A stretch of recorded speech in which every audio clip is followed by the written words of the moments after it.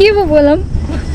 ए भलक बनाउँछु नि के पो बोलम रे ल हेलो गाइस भन्दै कहाँ जानु लाग्यो रे हामी हिरोनी भएर टक्क चट्टबारी हिँडेछु म चाहिँ कट्टुमा हिँडेको छु एउटाको चाहिँ अब बाटोलाई टोकिदिएर पुरा कन्याउँदैछ एकचोटि घुम्न आउनै पर्छ यो ठाउँमा चाहिँ केटीहरूको नाङ्गे नाङ्गै हिँडेको पर्छ जापानिजहरूलाई लाज भन्ने चिज हुँदैन होइन त्यो बोजू हेर चौरी परेको छाला नै सेक्सी भएर हिँडेको छ होइन तिम्रो लेफ्ट साइडमा गाइजहरू अब हामी यो पालबाट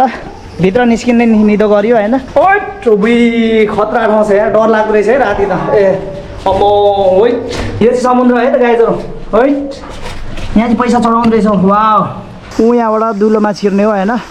पल्लोपट्टि निक्लिने हो होइन पानी कति शक्तिशाली हुन्छ भनेर यहाँ हाम्रो कुमारीलाई सोद्धा हुन्छ यी ढुङ्गै यो छेड पार्नु आँटिसक्यो हाम्रो कुमारीले यो सब पानीले समुद्रले छेड पारेको हिँड्ने ठाउँ बाटो बनाएको है त मान्छेले बनाएको होइन गाइजहरू अबे कस्तो डर मर्दो ठाउँमा पो रहेछु त यार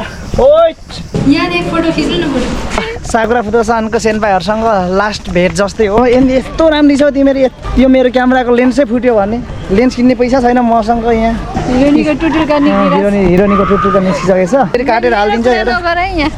मेरो आज बिचरा यहाँ चस्मा लगाइदिएको खतरा देखिन्छ हेर त यता